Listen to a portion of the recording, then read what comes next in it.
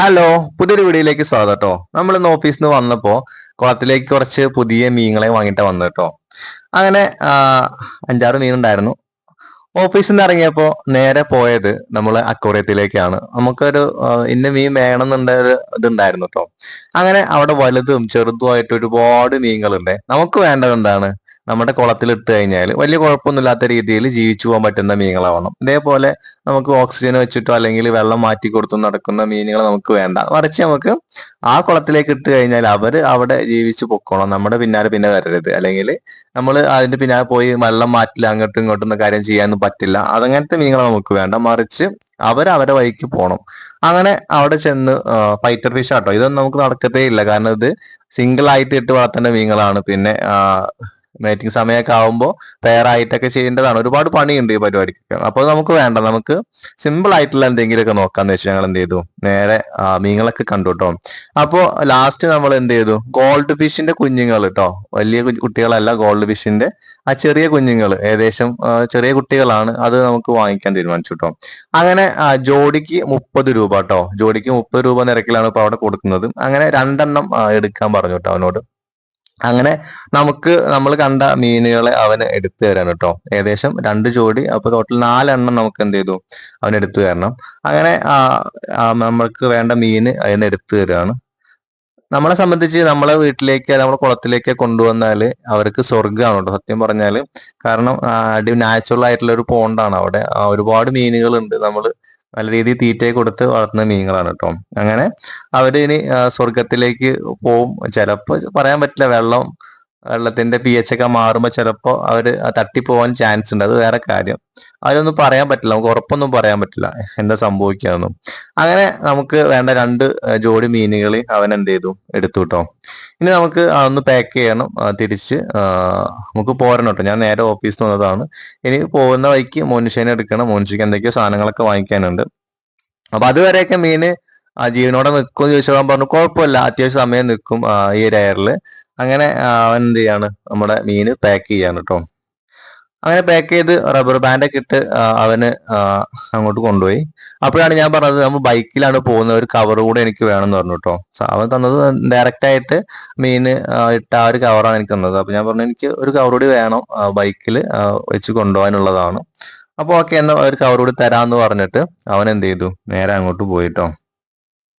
നമ്മൾ ഒരുപാട് മീനൊക്കെ വളർത്തിയതാട്ടോ. ഇവിടെ കാണുന്ന ഏകദേശം മീനൊക്കെ നമ്മുടെ അടുത്തുണ്ടായിരുന്നു. ഫൈറ്റർ ഫിഷ് ഒക്കെ ഒരുപാട് വിരിയിച്ച് ഇറക്കിയതാണ്, ബ്രീഡ് ചെയ്ത് ഇറക്കിയതാണ്. ഇവിടെയൊക്കെ വന്നിട്ട് ഒരുപാട് കുട്ടികൾ പൈസക്കൊക്കെ വാങ്ങിക്കൊണ്ടുപോകുന്നായിരുന്നു പണ്ടൊക്കെ കേട്ടോ. അതൊക്കെ പണ്ട് നമുക്ക് ഒരുപാട് സമയമുള്ള കാലത്താണ് കേട്ടോ. ഇപ്പൊ അതിനൊന്നും സമയമില്ല. അങ്ങനെ അവൻ തന്നു കേട്ടോ. ഇനി ജസ്റ്റ് കവർ വാങ്ങിക്കണം, നേരെ പോകണം കേട്ടോ ഇനി. അങ്ങനെ നല്ല രീതിയിൽ കവറൊക്കെ പാക്ക് ചെയ്ത് തന്നു വിട്ടു അവർ നമുക്ക്. ഇനി തിരിച്ച് വീട്ടിലോട്ട് പോകുന്ന വഴിയാണ്. ഇനി മോനിഷേനെ എടുക്കണം. അവള് വരാനായിട്ടുണ്ട്.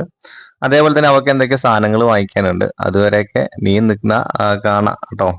അപ്പൊ പുറത്തേക്ക് ഇറങ്ങിയപ്പോ കേട്ടോ വലിയ മീനുകളെ കുറച്ച് കണ്ടത്. കുറച്ച് വലിയ മീനുകളാണ്. ഇതൊന്നും നമുക്ക് പറ്റിയതല്ല. അതേപോലെ അലങ്കാരത്തിനൊക്കെ കാണാൻ പറ്റിയ മീനുകളാട്ടോ ഇതൊക്കെ. പണിയാണ് ഇതൊക്കെ വളർത്താൻ കേട്ടോ. അത്യാവശ്യം നല്ല പണിയാണ്, മെനക്കെട്ട് ചെയ്താൽ നടക്കുകയുള്ളൂ. അങ്ങനെ നമ്മൾ പുറത്തേക്ക് ഇറങ്ങി. ഇനി പോണം നമുക്ക്. അതേപോലെ തന്നെ ആ പോകുന്ന വഴിക്ക് നമ്മൾ സുഹൃത്തിന്റെ അനിയനെ കണ്ടു കേട്ടോ.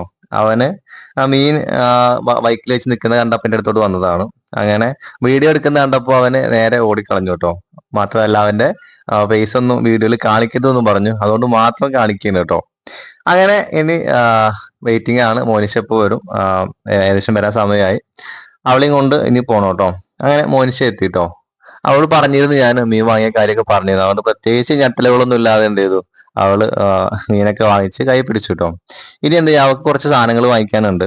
അവള് ഒരു സ്റ്റിച്ചിങ്ങിന്റെ പരിപാടിയിൽ ഒരു ഇതുണ്ട്, അവൾക്ക് ഒരു മെറ്റർണിറ്റി ഫോട്ടോഷൂട്ടിന്റെ വർക്ക് ഉണ്ട്. അപ്പൊ അത് കംപ്ലീറ്റ് ആക്കാനുള്ള എന്തൊക്കെയോ സാധനങ്ങൾ വാങ്ങിക്കണം എന്ന് പറഞ്ഞിരുന്നു. അങ്ങനെ അതും വാങ്ങിച്ചു ഞങ്ങൾ തിരിച്ച് വീട്ടിലേക്ക് പോവാണ് കേട്ടോ.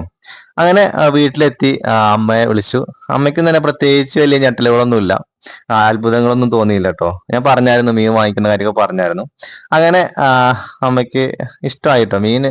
അമ്മയ്ക്ക് ഇനി എന്ത് കൊടുത്താലും കുഴപ്പമില്ല, മീന് അങ്ങനെയുള്ള സാധനങ്ങളൊക്കെ ഇവിടെ പോകും. ഇവിടെ ചെലവാകുന്ന ഒരു ഏരിയ ആണിത്. അങ്ങനെ ആ കെട്ടയക്കും കിട്ടില്ല എന്ന് പറഞ്ഞപ്പോൾ ഞാൻ കെട്ടൊക്കെ അയച്ചു കൊടുത്ത് ഇനി നമുക്ക് എന്ത് ചെയ്യാം, നമ്മുടെ കുളത്തിൽ കൊണ്ടുപോയിട്ട് ഈ മീനെ റിലീസ് ചെയ്യാം കേട്ടോ. അങ്ങനെ പെട്ടെന്ന് റിലീസ് ചെയ്യരുത്. പല ആൾക്കാരും ചെയ്യുന്ന മണ്ടത്തരം എന്താണെന്ന് വെച്ചാൽ നേരെ കൊണ്ടുവരും, നേരെ വെള്ളത്തിലേക്ക് ഇടും.